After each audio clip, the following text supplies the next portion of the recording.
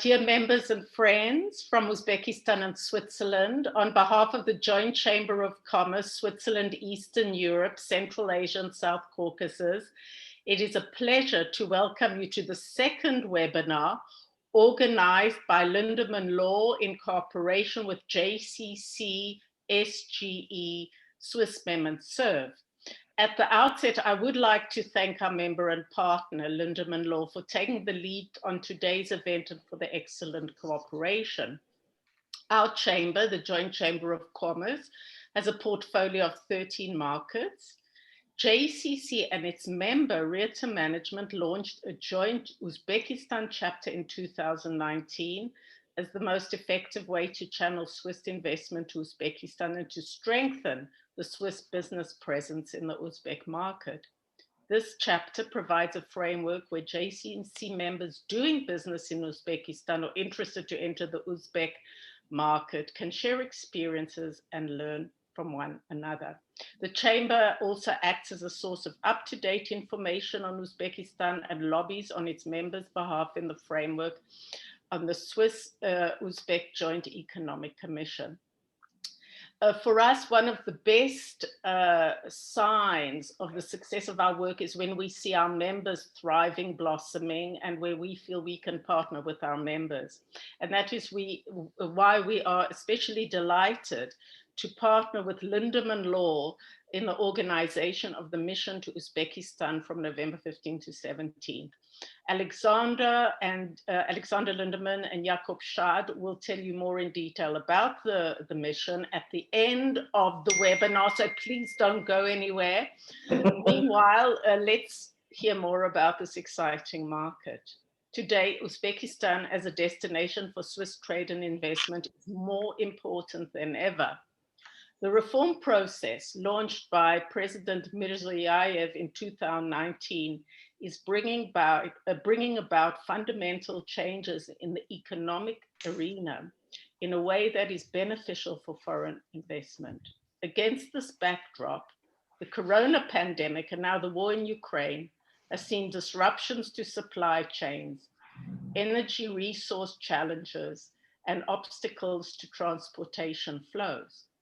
Global business is reorienting itself and looking for new options to source energy, offshore operations, and move cargo between global Asia and European markets.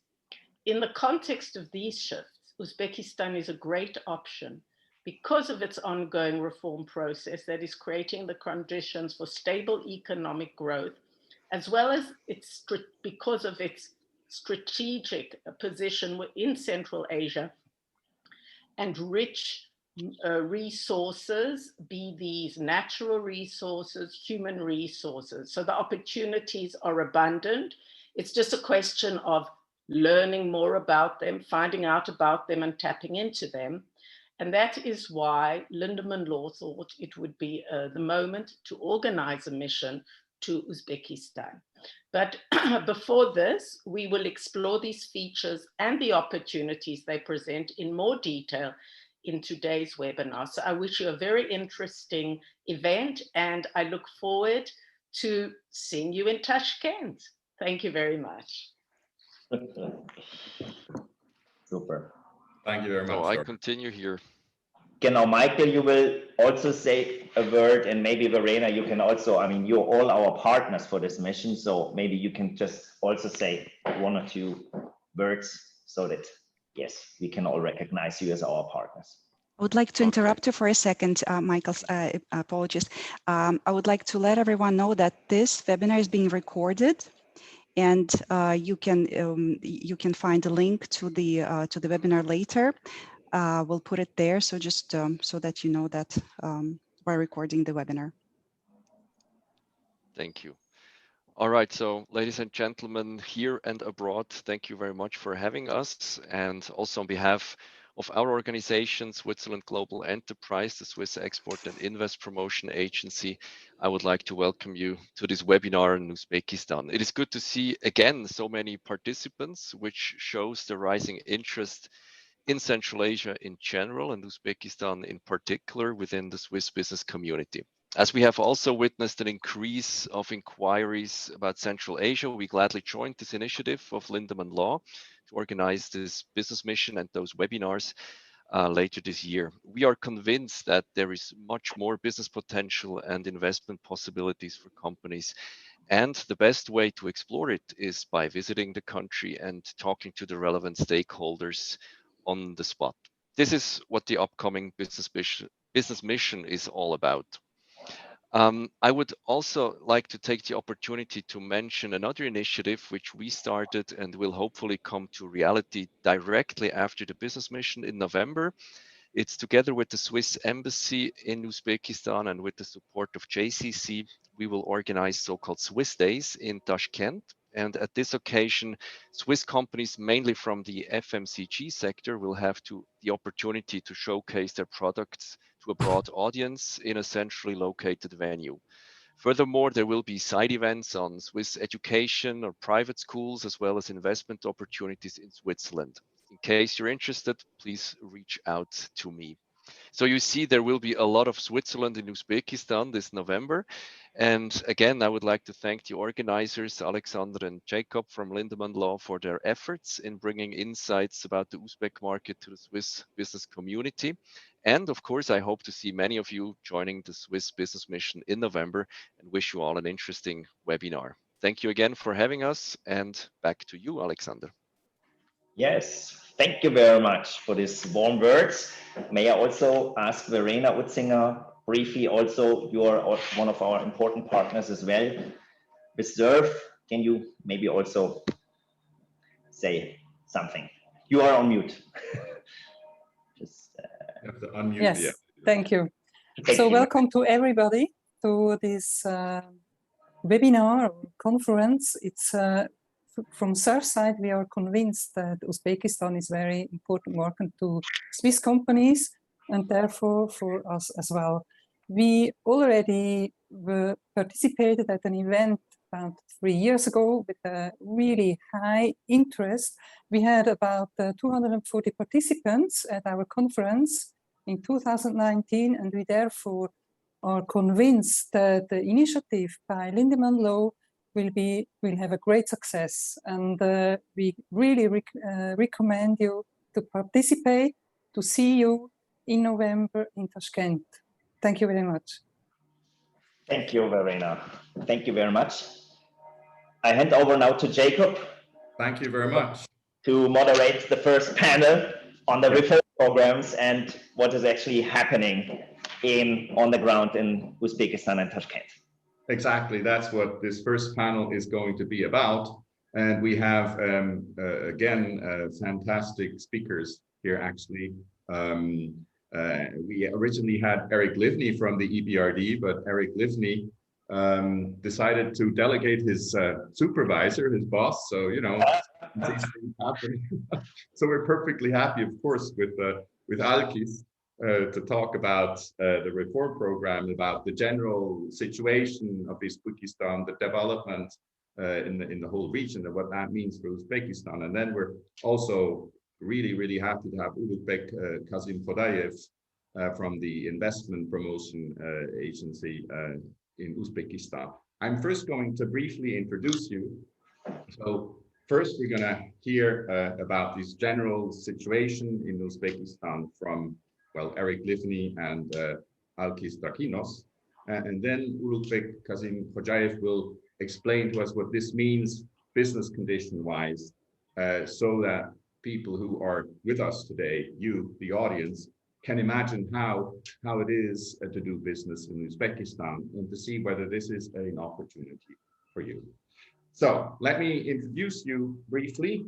Uzbek Kazim Khodayev is since this year actually director of the Uzbek Investment Promotion Agency under the Ministry of Investment and Foreign Trade. Previously, Uzbek pursued an impressive career in academia and in government. He advised the Ministry of Public Education of Uzbekistan on investment and attracting grants. He founded the Tashkent International University of Education and then acted as its rector.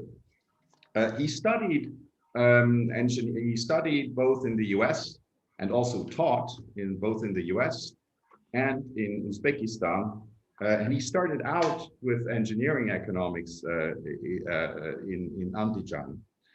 So we have with Ulukbek someone really very knowledgeable, rich experience both in academia and in the practical ways of bringing a country forward. Now, Alkis Trapinos is director of the EBRD, is director at the EBRD and the head of the EBRD Uzbekistan. And he's based in Tashkent. So we have this local experience from two sides. He joined the EBRD actually already in the 90s, but in between did some other things. So he joined as a senior banker, became assistance director in 2017, and since then is now in Uzbekistan. So Alkis really knows how this development program, this reform program developed from an international multilateral perspective. He also did some work in Armenia and in Kosovo. Alkis studied economics at the University of Athens, in Athens anyway, in Manchester and at the London School of Economics. Now, Eric Livni, which I will also briefly introduce, is the regional lead economist for Central Asia of the EBRD. Before he founded and presided the advisory platform Tbilisi Economics Policy Advisors, which is a Georgia-based organization advising on economics for real people and not just teaching algorithms, as he says. And he also taught at the International School of Economics at TSU in Tbilisi in Georgia.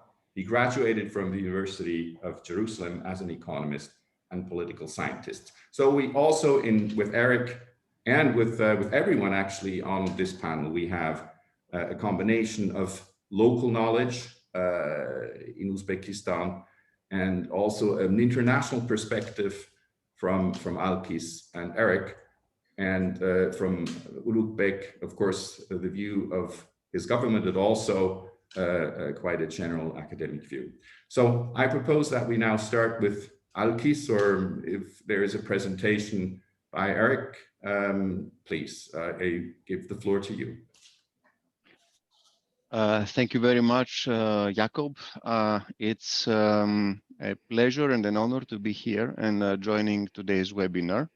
And as I'm based in Tashkent, I would very much like to say that I'm looking forward to meet all of today's webinar participants, including you in Tashkent in November in the mission. And I hope that the mission will be hugely successful and with more people coming. And I'm saying this because Uzbekistan is really a country that deserves attention and investment interest as I'm looking at it from the EBRD perspective. And we have prepared a few slides. So today we are starting with slides that have been prepared by my colleague, Eric Livni. So if you don't mind, I'm gonna be sharing the screen. Are you looking at this impressive door? Yes. Yes, all right. So this impressive door is part of an impressive building, which we guess it is in Samarkand.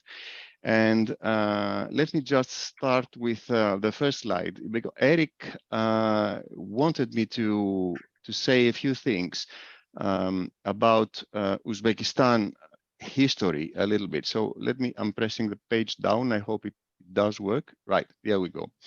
So the first slide is a map, an ancient map, and I'm showing this because it's important to understand a little bit about Uzbekistan and its history. It is a country with long-standing traditions. It has been settled for thousands of years, and its cities have been serving the trade flows along the traditional Silk Road until the middle of the 15th century. So if you're looking at my cursor, this is Tashkent, this is Samarkand, and this is the way connecting China to Europe through the Silk Road. Then, as I mentioned, Samarkand, I would like just to mention, this is a picture of the city, and I'm showing this because it's a worth visiting destination for tourism, not only for business, but it's really the civilization that has been developed in this part of the world through the centuries, and its marks that we can see today are really impressive. So this is Samarkand. This is the pearl of Western Uzbekistan, Khiva, and the point I would like to make here, showing this picture here, is that Uzbekistan cities have had very strong tradition in arts and crafts, science and literature. Hence, they had developed very much in antiquity. But then, what had happened after the fall of Constantinople, how Istanbul was named in 15th century, in 1453, Central Asia lost its significance and as a transit hub, and it somehow disintegrated. But then it became again, a hot topic in the second half of the 19th century, when it was conquered by the Russian army and was integrated into the Tsarist Empire. So there comes the beginning of 1920, and Central Asia and Uzbekistan are going through a process of Soviet-style urbanization, industrialization, and some painful collectivization. But the local traditions are still alive, and they include traits of personalities of local people. That they include entrepreneurship, strong entrepreneurship, and which survived over the centuries, as can be seen in this picture from a traditional bazaar. That must be Chorsu Bazaar, I believe, in Tashkent. Another tradition is the social structure of Uzbekistan, and besides entrepreneurship, there is a fraternal spirit going around and surviving through the centuries in mahallas, in the neighborhoods. So traditions survive when it comes to very well organized local communities, the mahallas. These communities have survived not only in rural areas, but also in Tashkent and other cities. And when Eric first visited Uzbekistan in 2010, he was amazed on how clean all public spaces were. And I can tell you today, they continue to be. One cannot understand Uzbekistan without understanding the mahallas. So basically, having just completed a small historical cycle explaining how Uzbekistan came about to be in the center of the Silk Road and then went down for a few centuries without being noticed, and then again up, we are arriving at this slide showing Uzbekistan's economy at a glance. So I think that I wouldn't go in too much detail because Ulukbek might be talking about parts of this slide in the future in more detail immediately after me. But I just wanted to mention that although GDP shows that to be 70 billion, so small GDP compared to some European countries' GDP. When you come to Tashkent, you will realize immediately that this is not a country of the $2,000 per capita worth. It is much richer, and you will see the booming city and the activities around. There is lots of construction, many cars, lots of trade. You will be impressed. And it's no secret that this is mainly due to, as the slides presents in some of its bullet points, that the investment climate has been improving very much. So it's now in 2020, actually, it scored 69th in the doing business ranking in the world, which was a major improvement compared to the previous years. And then it is a country that has a lot of young population. So in its 35 million population, about 20 million are young, under 20. The median age is 24. And I can tell you that you will be impressed if you come here to Tashkent to see how many families have young babies going around, and even at 10 or 11 o'clock at night. So it's different. It sounds different. It's a very safe place to walk in and very enjoyable. And what the slide doesn't say is that in Uzbekistan we have 320 days of sunshine, among other things, and it's a warm, nice country. And it's also blessed with very rich natural resources. So it has the 10th position worldwide in gold. It has natural gas, and it's 10th also in copper and in uranium. And also the authorities here in the government, in their reform processes and over the last few years, they have created quite conducive environment for the economy with low taxation and good motives for entrepreneurship. But more you will hear about these things from Ulugh. Now, there is a slide about the key reforms.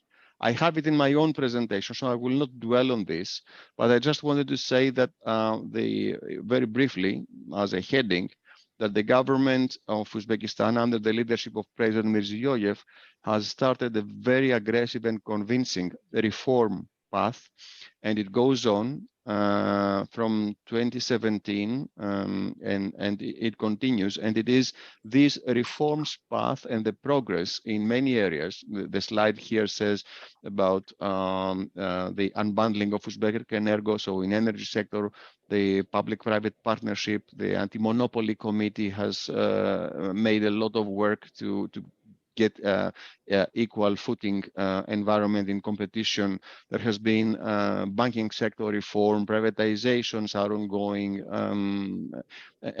lots of things that make Uzbekistan an attractive place for. And they present to EBRD, challenges and directions on what to do and how can we reinforce the government's initiatives and also the efforts of the society and the economic players here to increase economic activity and achieve economic growth. So in our current EBRD strategy for Uzbekistan, we are looking and we are doing lots of work on private sector development, on developing the green economy, promoting clean energy and the resource solutions in all sectors. And we do lots of work to enhance regional and international connectivity and integration. I will say a few things in more detail in these sectors. But what is important to mention here is that in the next slide, that Uzbekistan economy is very resilient. It has avoided the recession in 2020 as a result of the pandemic. It has enjoyed very strong growth of 7.4% in 2021 and continues to demonstrate exceptional resilience in the face of strong geopolitical headwinds since the Russian invasion in Ukraine. The EBRD forecasts growth of 5.5% in 2022 and 6.5% in 2023.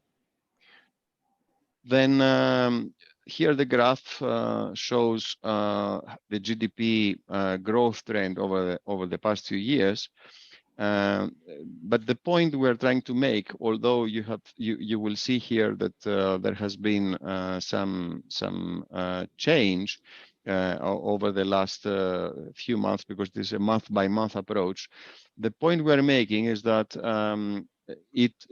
after March 2021, the economy managed to go through the pandemic crisis, and then it navigates very well now under what we were thinking it might be devastating result of the war. Now, this is driven by investment. We have now data for the first half of 2022, and it appears that Uzbekistan is can be even benefiting from the war.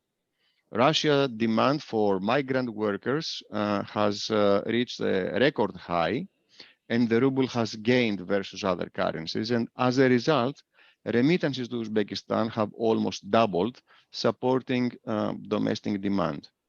Many Russian households have traveled to Uzbekistan in order to open bank accounts and obtain international payment cards.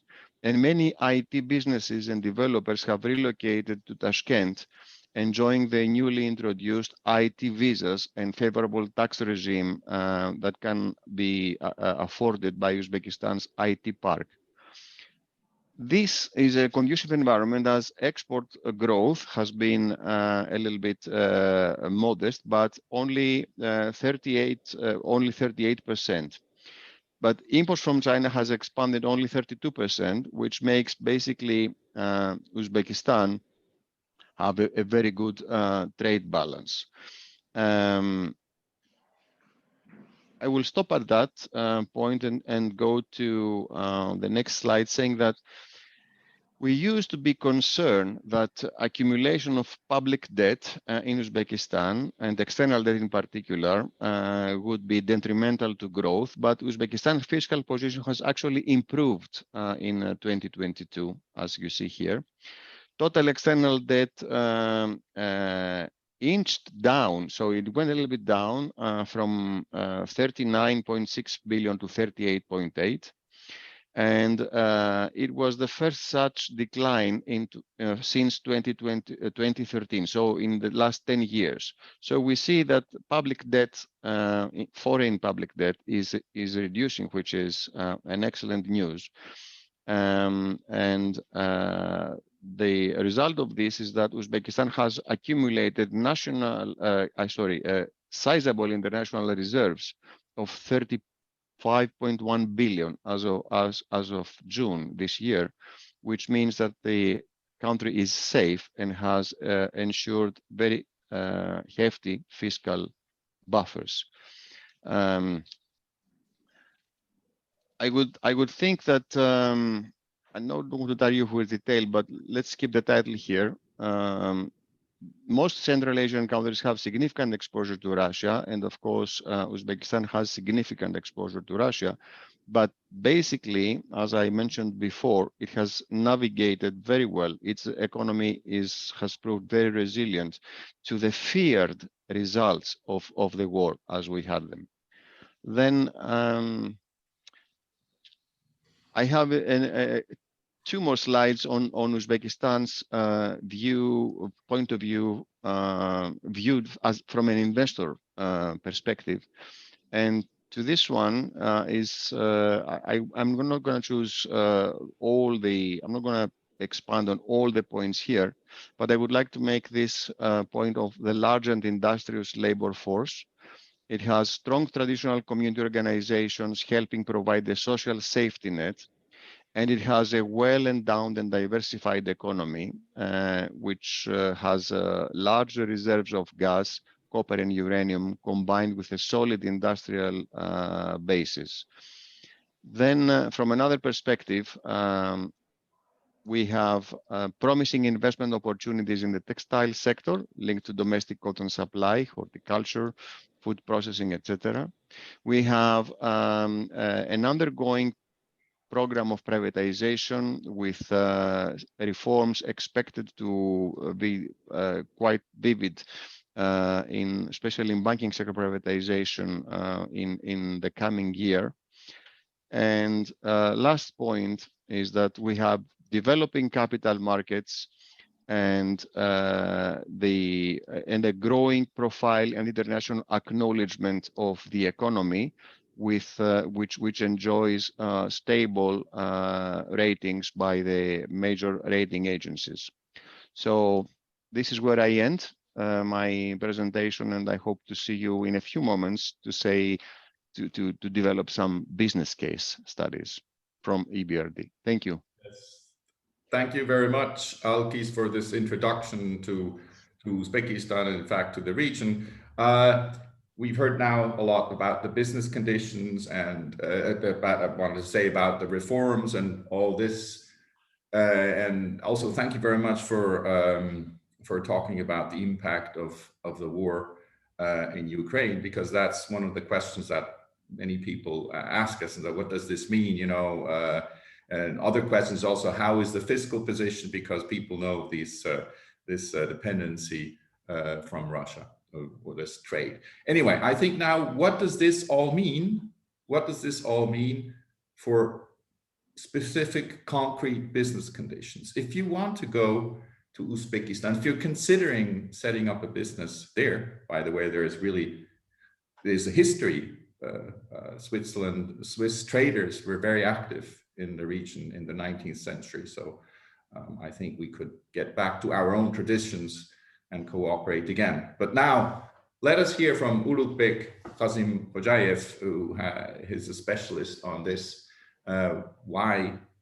What are the conditions? What can you expect when you go to this fascinating, powerful country in Central Asia? Thank you, Alexander, and good afternoon to everyone here.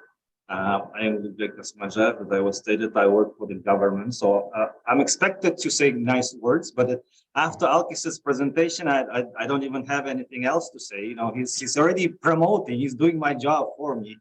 But I have a small video, if you don't mind, I would like to show. It's a small promotion video which was set up recently. 1 second.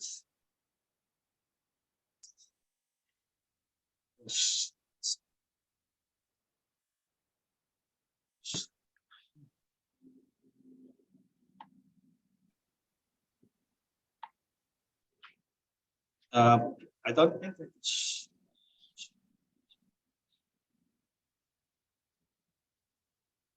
Do you see the video? Yes. Yeah. We don't hear anything, but we see it.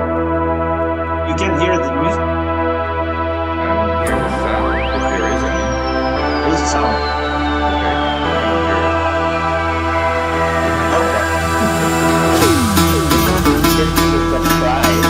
It's like Switzerland, sorry.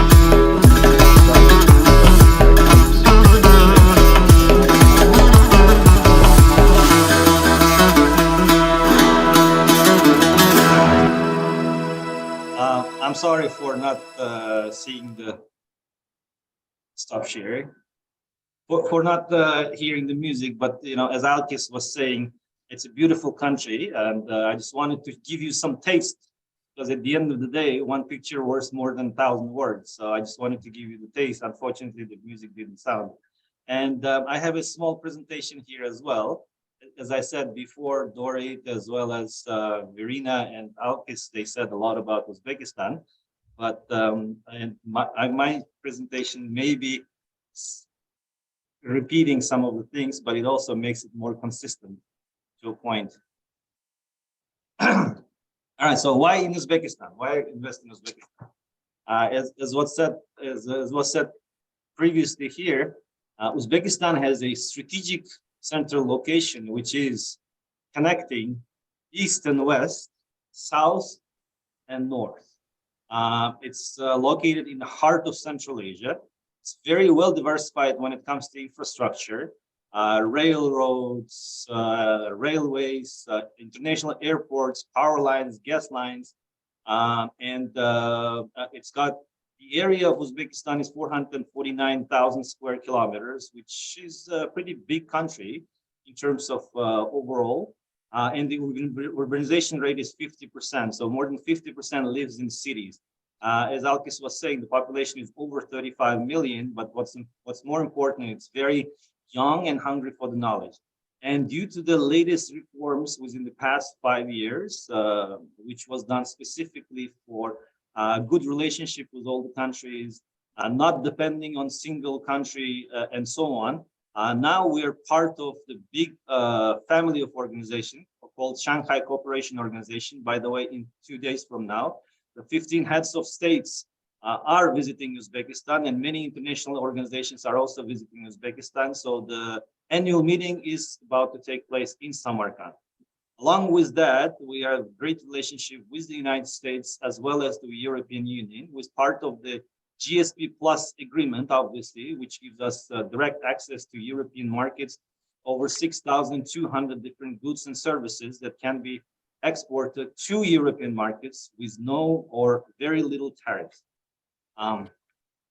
It was said, Alkis already said something about the macroeconomic preview, and we were one of the few countries in the world, as you can see from the left corner little graph, that we had a positive GDP growth even during the pandemic. It was 1.9%.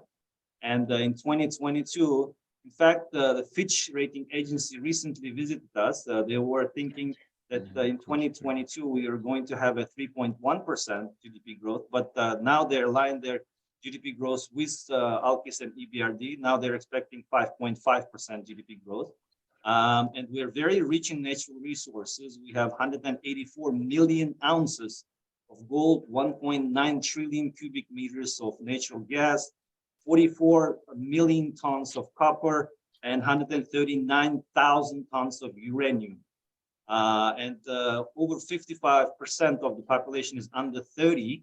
And we are paying great attention for a human development.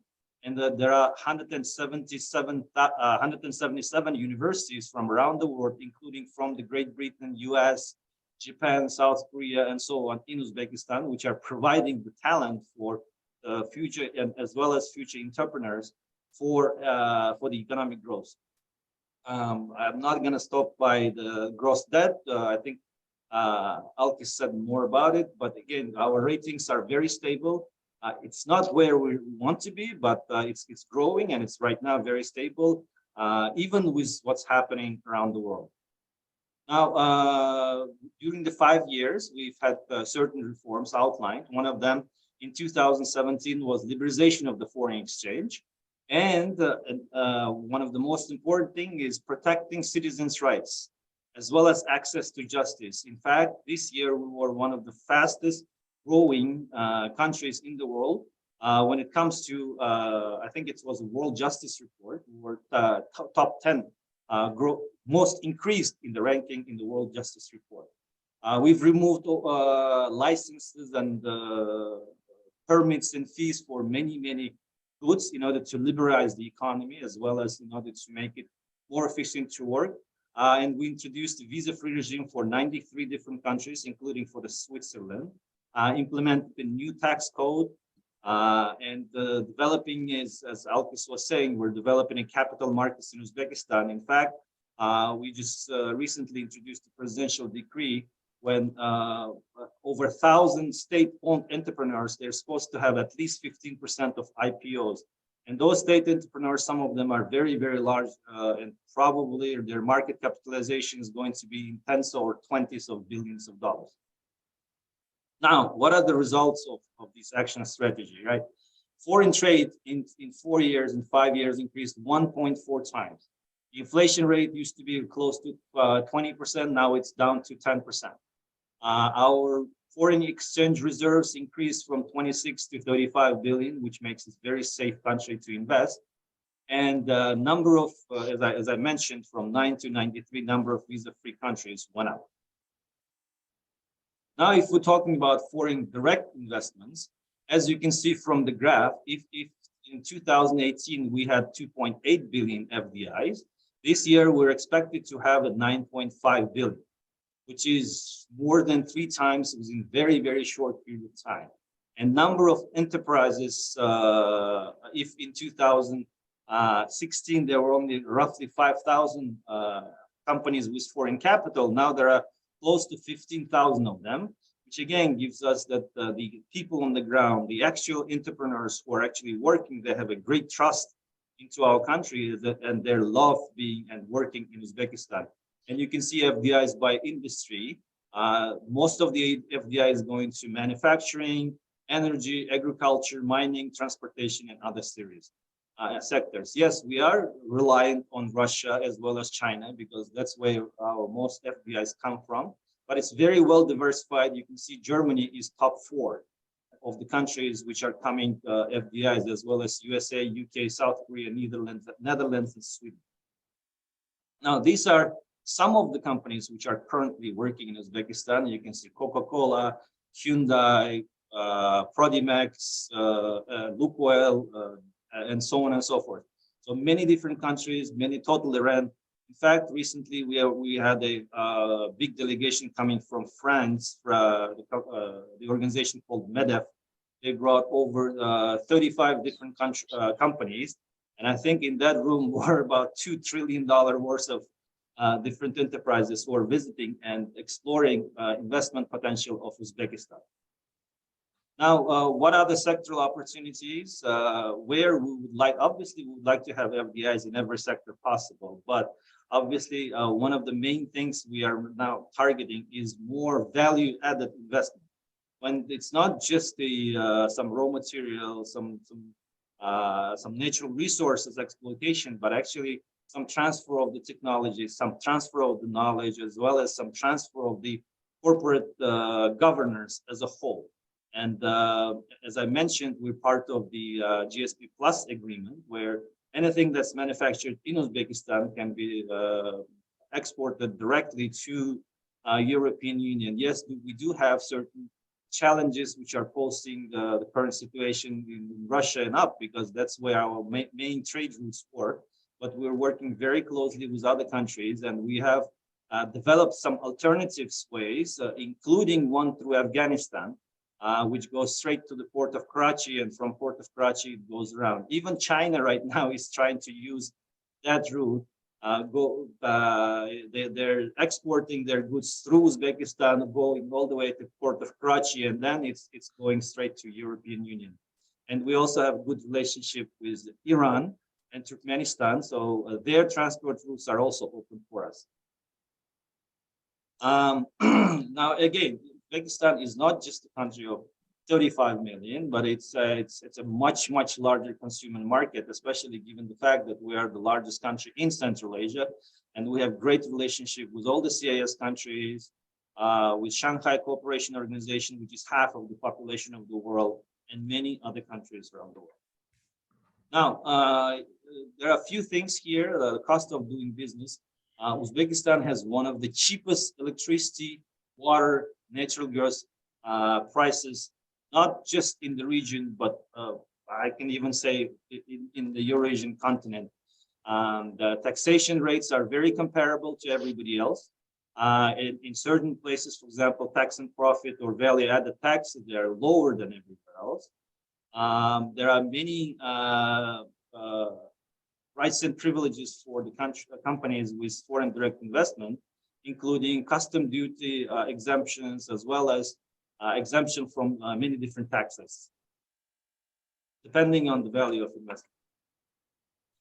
Also, Uzbekistan has over 23 special economic zones, They are located all around Uzbekistan, and they are tailored specifically for certain sectors. For example, there are pharmaceutical industry special economic zones, there are agriculture sector special economic zones, as tourism special economic zones. And they're actually offering even better incentives, including the connectivity to all the infrastructure within that specific economic zone. So you can probably see on the right, the property tax, land tax, water users tax, and tax and profit, how they differ based on the level of investment. We also have developed a new strategy for 22-26, since the strategy for the past 5 years gave a great, excellent results. So what do we want for the next 5 years?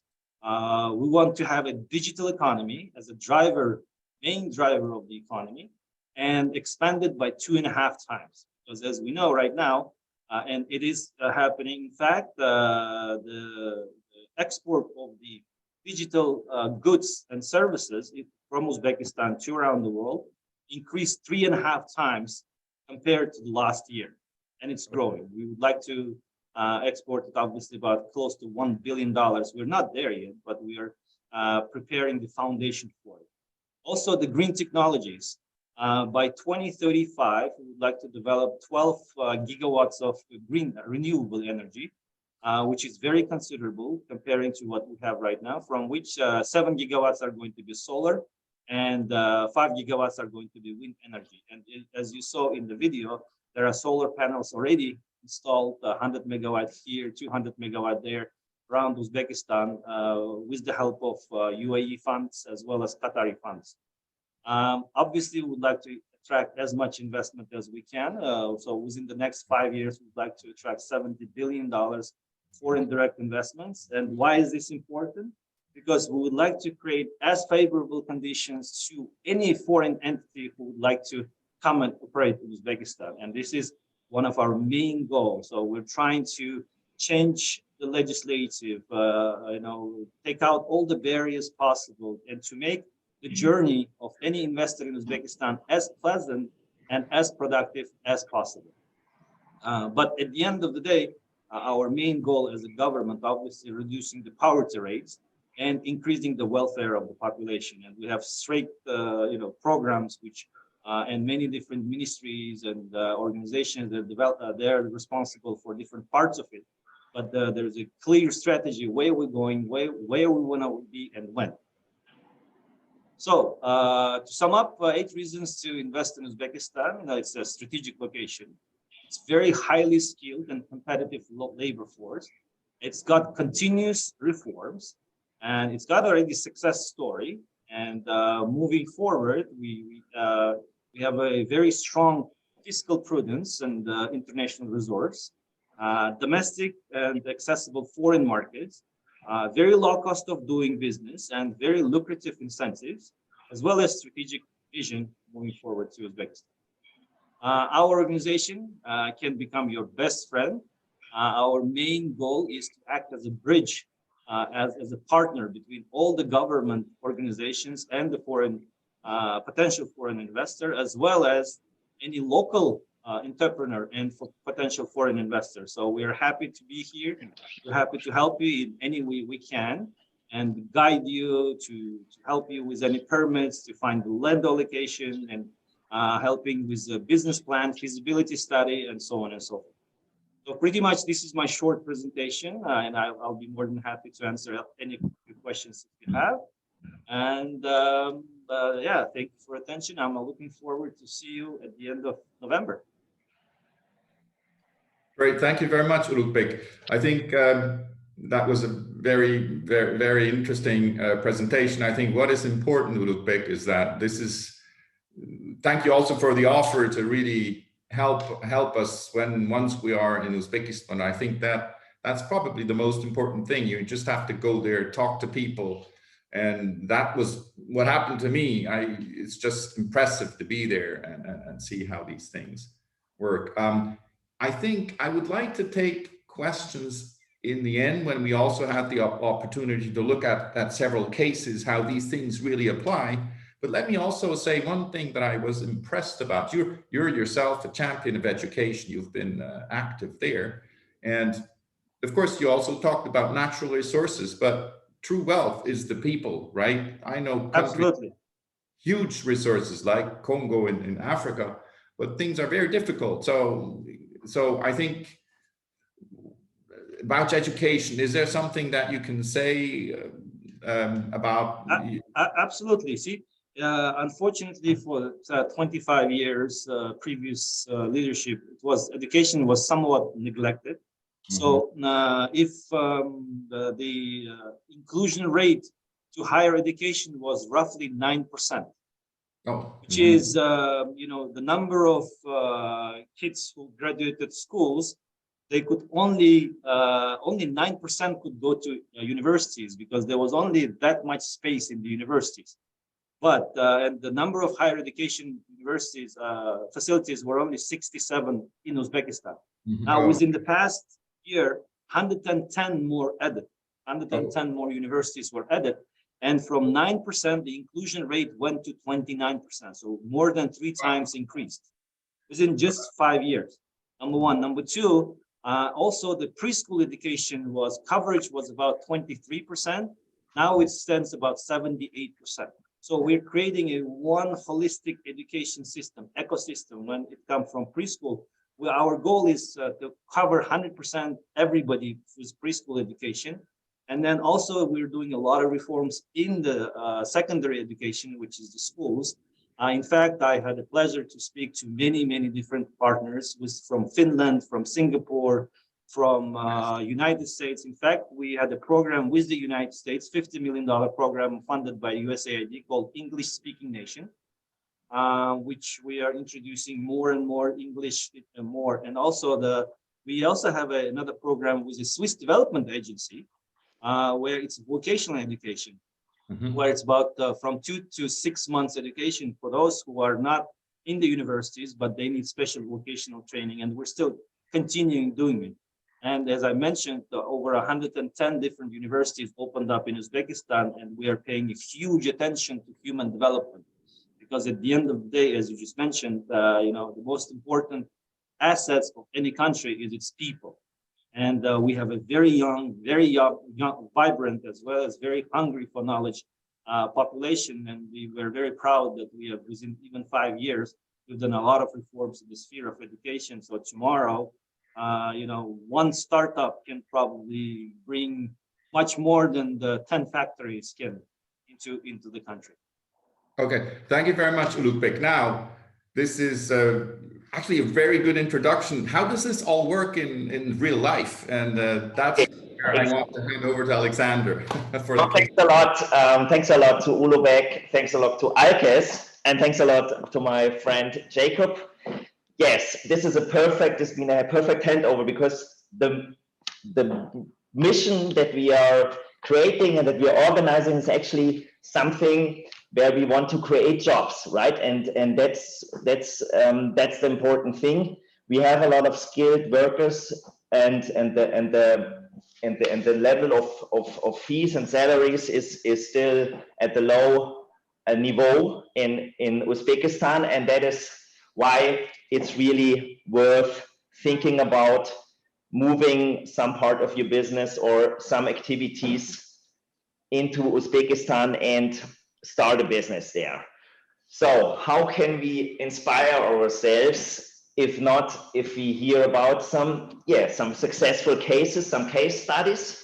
And we will hear from 2 sides, which is exactly what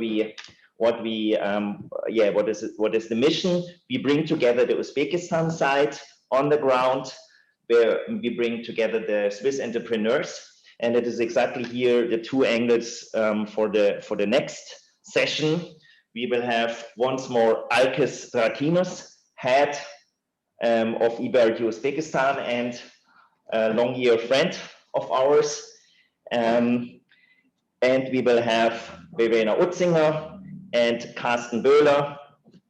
They are like a duet.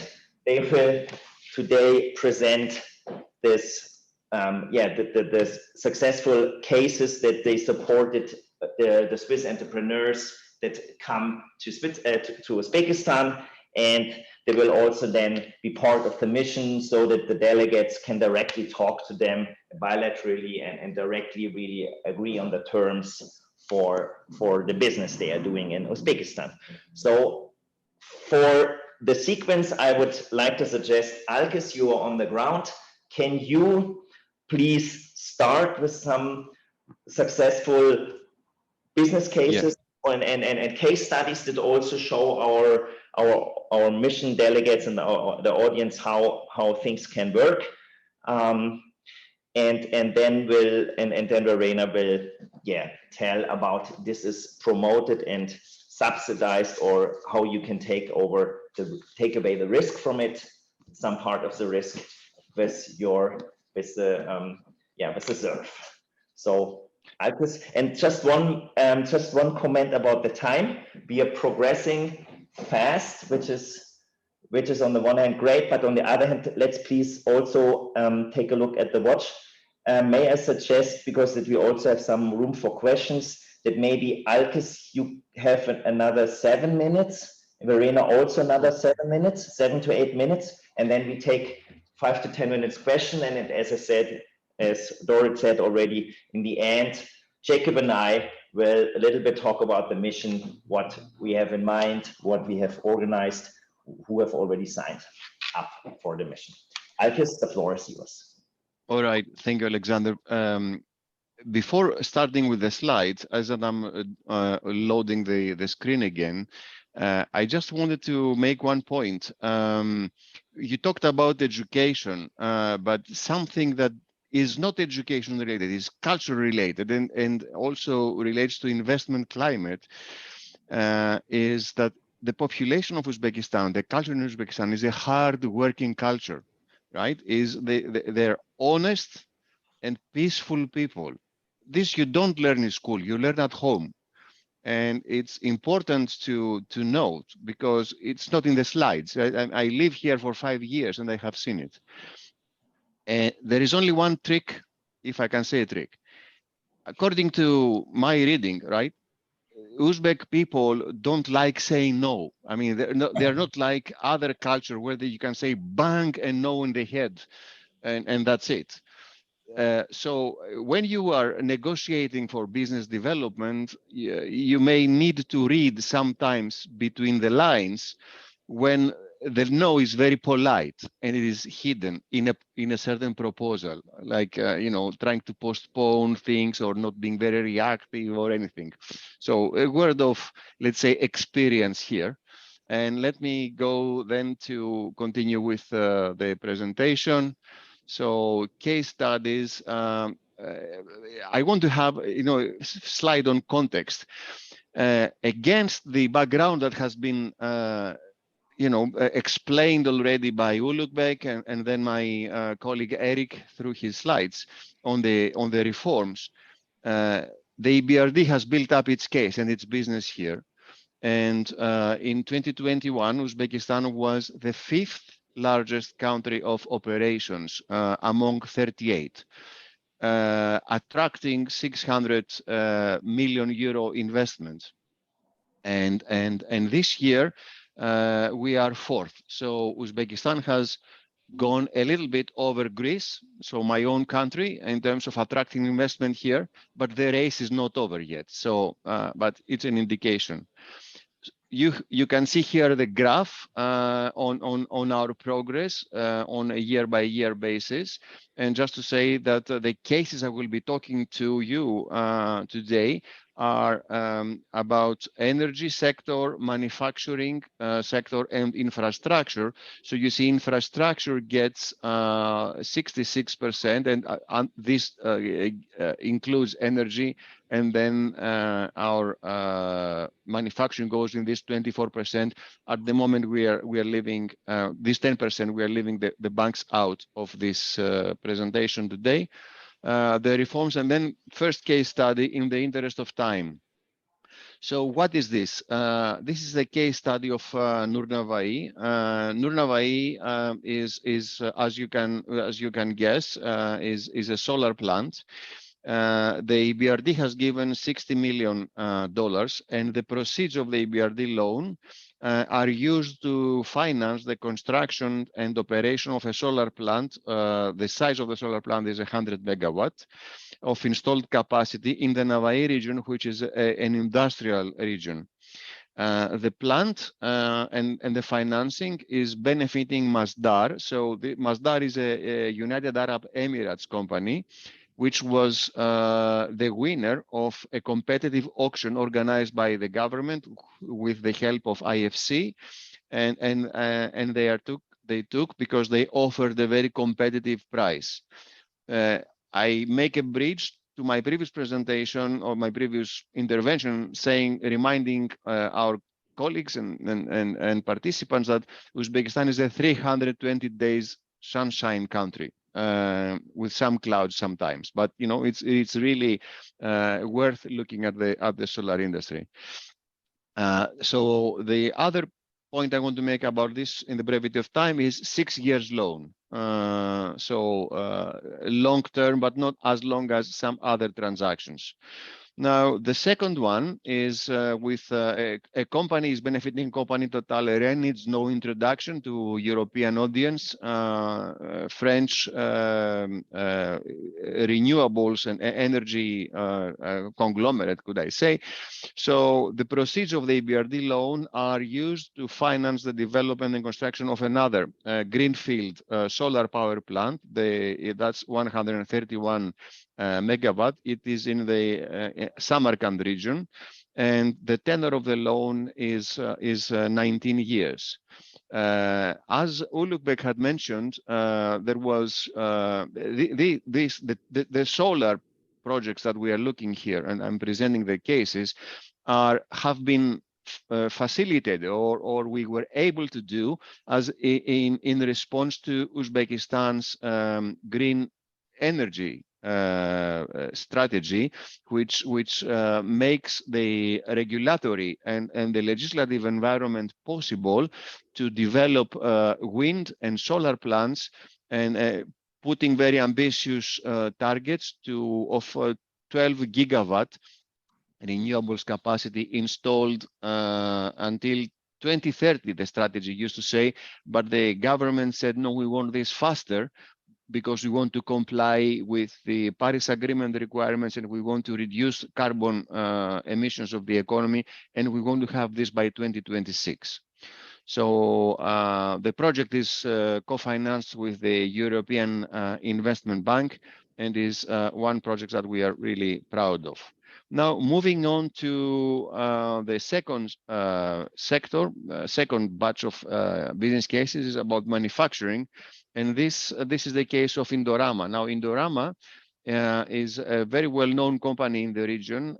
It's Singapore-based. It's an 8 billion turnover player, active in fertilizers, in chemical industry, and also it is the leader of a cotton cluster. Cotton cluster, meaning in Uzbekistan, it has been allocated a plot of land of 50,000 acres to develop cotton, and this fertilizer plant that they also own. Is the production of this plant is also used to facilitate their cotton production, as well as to address the export needs of the sector. Now, we spent this, we invested this $22.5 million in this fertilizer plant. The intention was to let the company modernize the plant and improve its environmental footage and processes and everything, because the plant, as they inherited, as they bought it, was in quite bad shape, and now it's a jewel. And similar amount was given by IFC. So in the total project cost would be 45 million, IFC being the private arm of the World Bank. This 22.5 million includes a capital expenditure component of 12.5 and the working capital component of 10 million. And the tenor of the loan is 7 years. Now, the next manufacturing case study is a Healthline. Healthline is a local company. It's not an international. We support a local company. EBRD loan finances the purchase of a production line to manufacture medical gloves. And it's a 6-year tenure, which is aimed to increasing the company's resilience and export potential, and also address a huge market gap. It was inspired during the pandemic times for the need of gloves, but then it also addresses a wider regional need for such production. Then we go, that's my one before the last case study in the interest of time. So the sector is infrastructure again, but the water infrastructure. So our client here is Uzbekistan, which is the water company in Uzbekistan that has branches all over the country, and we're talking about Namangan region. Namangan is in Fergana Valley, which is the most fertile valley in Central Asia. We have river Sirdarya and Amudarya going through the valley. And our loan of 60 million is used to rehabilitate and expand water and wastewater infrastructure in the region, including construction of water intakes, water mains, distribution networks, and also it will serve at improving drinking water quality to specific areas in Namangan region. Then the last one is just another water project, similar, same overall client. EBRD finances almost $42 million. The rest of what was necessary was invested by the state. And the project is going to provide good water supply to 230,000 people, including 80,000 new connections. It will reduce water losses and it will improve water supply in the country, in that particular region. Just one more slide. Okay, I presented briefly, 6 case studies, but I wanted to say that for those among the participants that are interested to not only in these case studies, but also want to explore more opportunities, this slide or the whole presentation will be available. There are some links that you can be clicking on to understand how we work under this project finance title. What can we do in order to, we are doing quite extensively our trade facilitation program to where we guarantee local banks letters of credits, so we can ensure good payments and good conduct of business, import and export business between Uzbekistan companies and companies outside Uzbekistan. That will be applicable to Swiss companies as well, and also some procurement opportunities where companies could be able to compete to sell equipment that we procure for under our wind, solar, and other infrastructure projects. And last slide to remind, we are a bank, and I can respond to any question you may have on how you can get a loan, how we can invest in equity, and everything. And thank you very much for that. And I stop sharing. Thank you, Alkis. This was wonderful. And it's not a secret that you will be available for the mission delegates on the ground in Tashkent, right? So our delegates can directly talk to you about their projects and talk also about finance.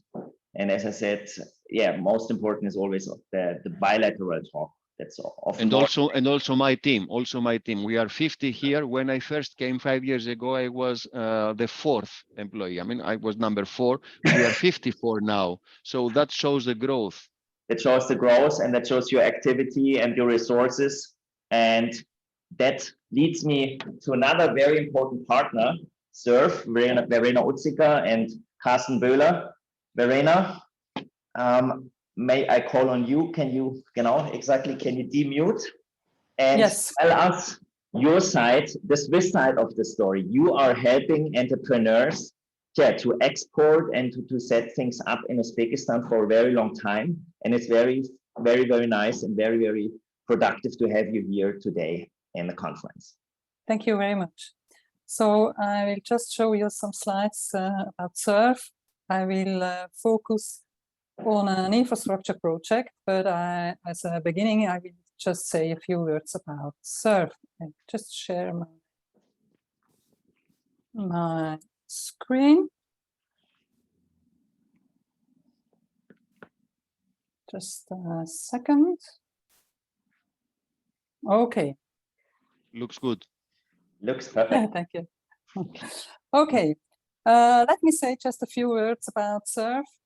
SURF has been established in 2007 as a public institution of the Swiss Confederation with the mandate to contribute to creating and preserving jobs in Switzerland. We are self-supported through our premium income. And we are a pure cover export credit agency, a so-called ECA with a highly competitive product portfolio.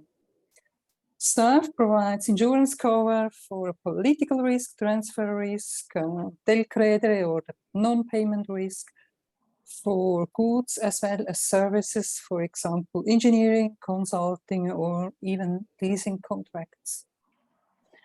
SURF's cover is independent on company size, on export contract value, and there's no minimum premium. So sometimes we have a premium invoice of 50 Swiss francs, and sometimes it's going up to some million Swiss francs. So it's very different. The majority of clients are typical Swiss SMEs, but figures are highly influenced by some large projects and large companies, which quite often incorporate SMEs as sub-suppliers. And one very important point is the AAA rating of SURF, which is important for small, medium and long-term export finance transactions. It's very important because it enables financing at favorable rates. Alkis will know that very well. I'm sure that you are very familiar with that. Of course. Okay. So let's go to the next page. I don't want to go too deep into the details. The exposure to Uzbekistan is about 620 million Swiss francs. It's quite an important market for Swiss companies for a long time, for many years. The issued insurance policies are in number 35 now. And main risk for us are banks, most of them state banks, and sovereign risks. And we have a wide range of all export contract volumes between 1 million up to close to 80 million Swiss francs. Our largest project is a fertilizer plant, which represents the 78.9 million project. And we also have a very strong textile plant equipment or textile machinery market.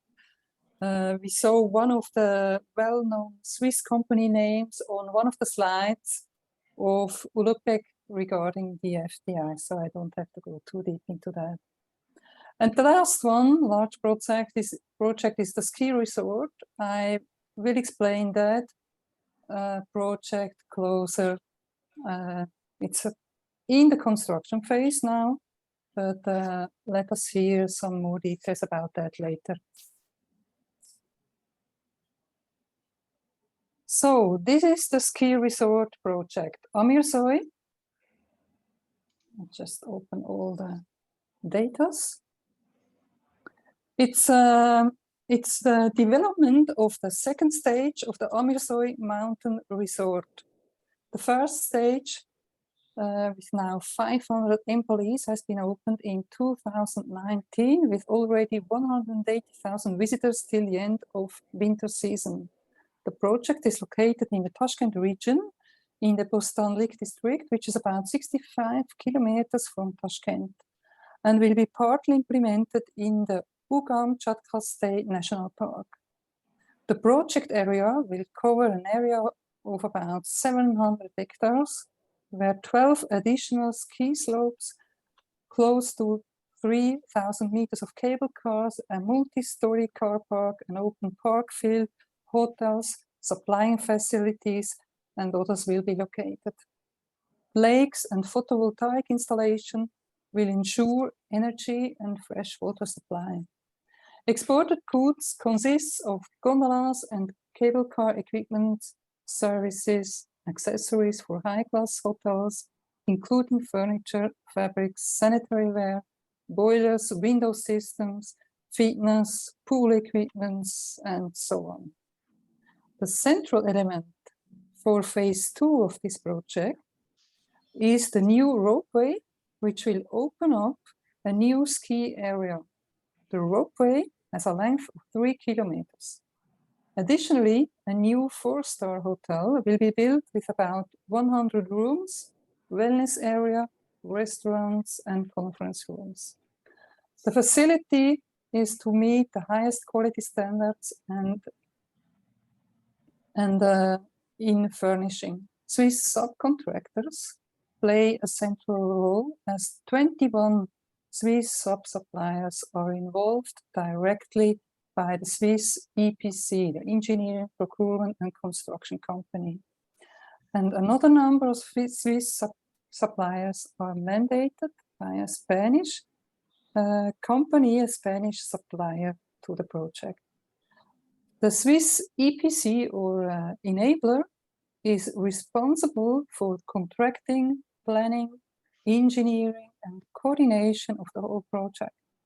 The management of the Swiss EPC has already been involved in the first stage of the AMESOI and therefore has the necessary know-how for the second stage. The project's contract value amounts to 40 million Swiss francs or euros. It's more or less the same amount now, including financing costs as well as interest of 2 million euros.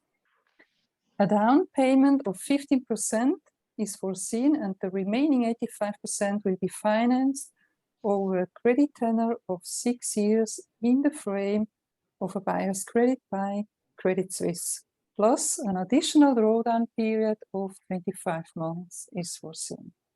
SURF premium will be financed as well over the mentioned credit tenor. The disbursement of the credit will be executed on a pro rata delivery basis under a letter of credit of the Uzbek bank, which represents the guarantor for this project, which means to SURF that our risk is covered up to 95%, and it's the risk of the Uzbek bank. Although a ski resort doesn't seem to be a typical infrastructure project, the structure of this project is quite common and often for infrastructure projects, such as railroad, water treatment, urban public transport, hospitals, or hydropower projects. With these words, I would like to hand over to Tatiana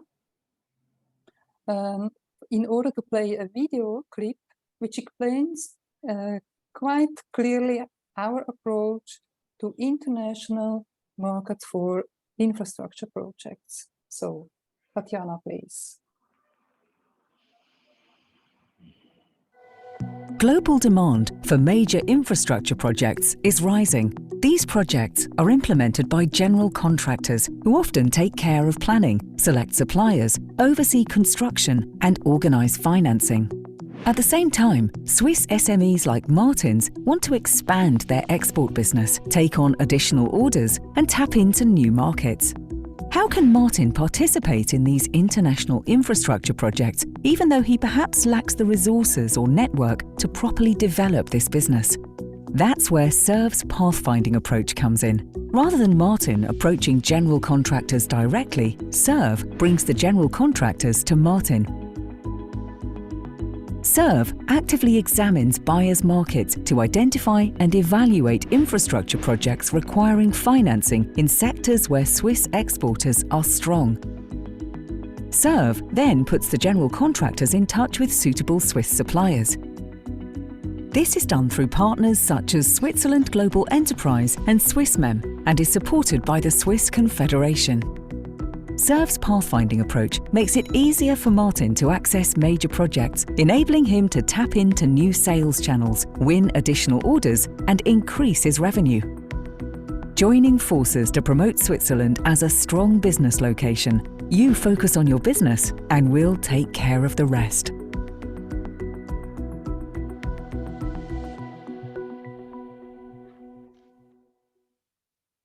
Thank you, Tatjana. Yeah, thank you very much. I would like to applaud actually for all the speakers. This has been really very, very productive and very good information for all of us. Thanks a lot. I would like to invite the audience now for questions.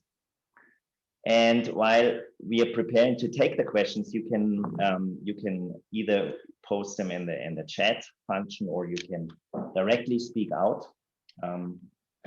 Just let us know. I have two questions actually that I would like to ask Verena and Alkis in the meantime. First of all, the question to Alkis. I mean, you mentioned a lot of opportunities. Are there also risks? What risks do you foresee for Swiss entrepreneurs? You mentioned, for example, okay, people don't say no, they say yes, but they mean no. Things like that. So what are my risks? Maybe you are quite a number of years there on the ground, and have made a number of projects to be a great success.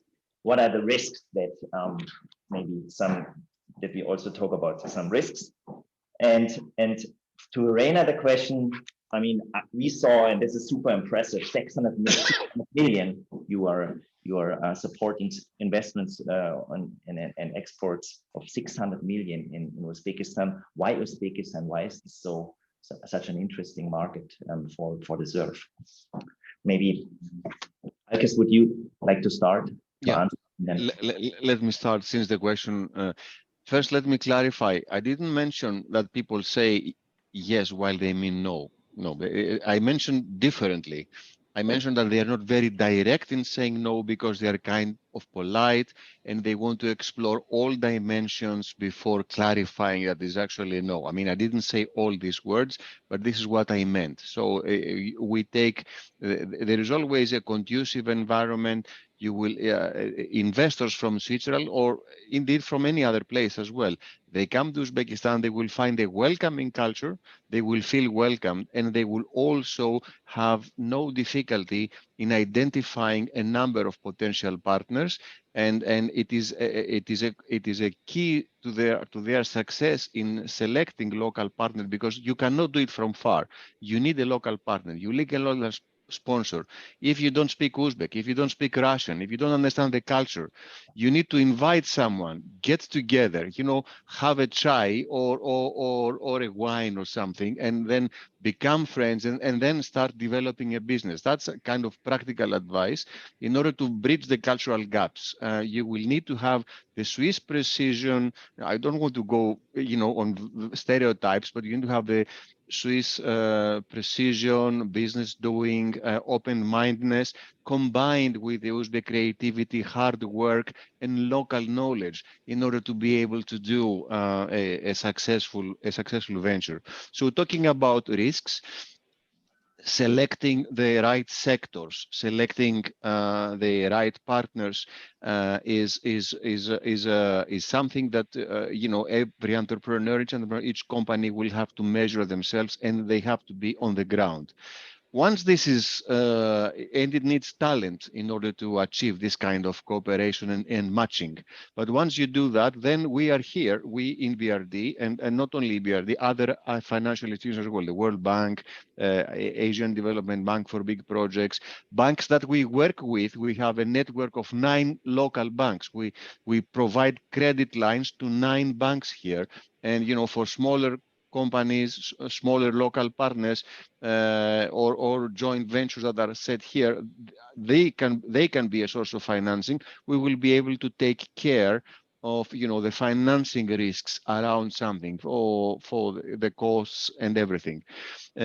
Challenge is, how to secure, and then this is probably where SERV could come in, or other guarantee agencies where they can provide some sort of financial security to minimize the risk. There is no riskless environment anywhere in the world, including in Switzerland, right? There are risks even in investing in Switzerland, aren't there? So it's the same risks here, but in a different scale and different. And just talking, exploring is, I think, a key to a successful venture. Thanks a lot. Verena? Yes, we heard before that Uzbekistan has opened up its market. There are no visas needed anymore for European and for Swiss people and companies. Currency is floating, it's freely floating now. So it's a market which in general is interesting for Swiss companies. But what's overall interesting for Swiss companies as well as Uzbek buyers is that there is a very important textile market. So we heard before that cotton is an important production in an important sector in Uzbekistan, and it's not only the production of cotton; it's the production of fabrics, of textiles, which will improve as well. And this is a market where in Switzerland we have as well a traditional textile machinery. So we have a lot of Swiss companies with a well-known quality, with high-level textile machineries. We saw Rieter on the slide of Uzbek. So this is just one name, but they are well-known not only in Uzbekistan, but in other countries as well, but especially in Uzbekistan. And that's where the need meets the Swiss company.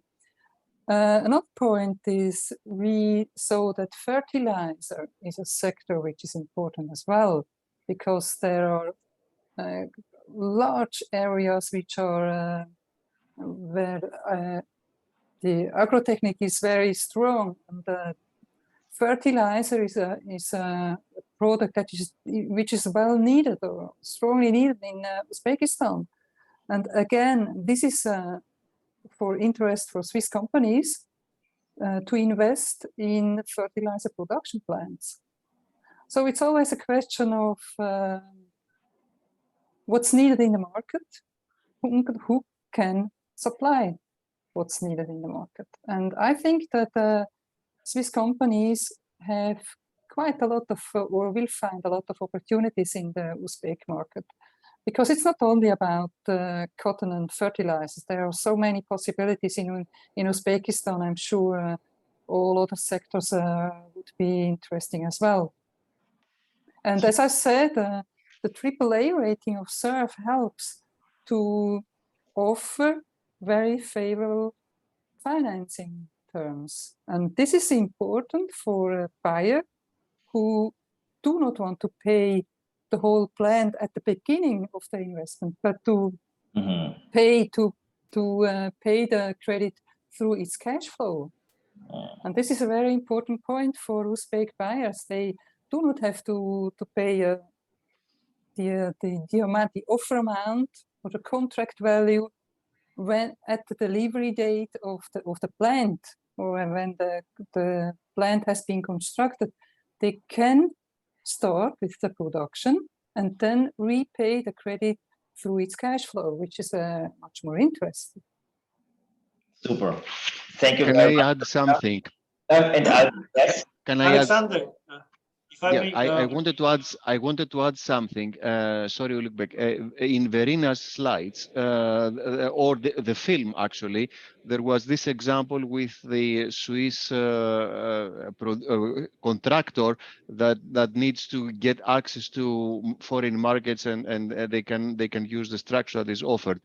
I wanted to say that in Uzbekistan, we have a very thriving, very promising PPP sector. So private-public partnership, where the country wants to address infrastructure needs, and some of these infrastructure needs would be addressed by self-financing projects because they could be on commercial terms, but there will be others that will have to be based or supported by budget payments, facility payments, because otherwise the financing does not work.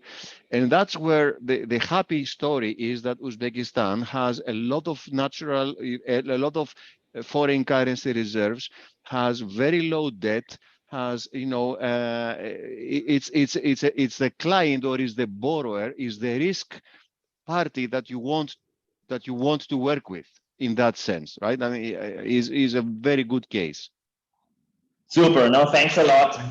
I think we have now to wrap up and actually, introduce, say 2 words to the mission. Jakob, what you like to? I have 2 questions, business conditions that I see here that I think are important for people. Jakob, if you don't mind, in the interest of time, I would like to take this question, and I would just mention the questions and leave them for answer in the future. And we have a question from Matthias Scherer, Man Energy, about the transportation.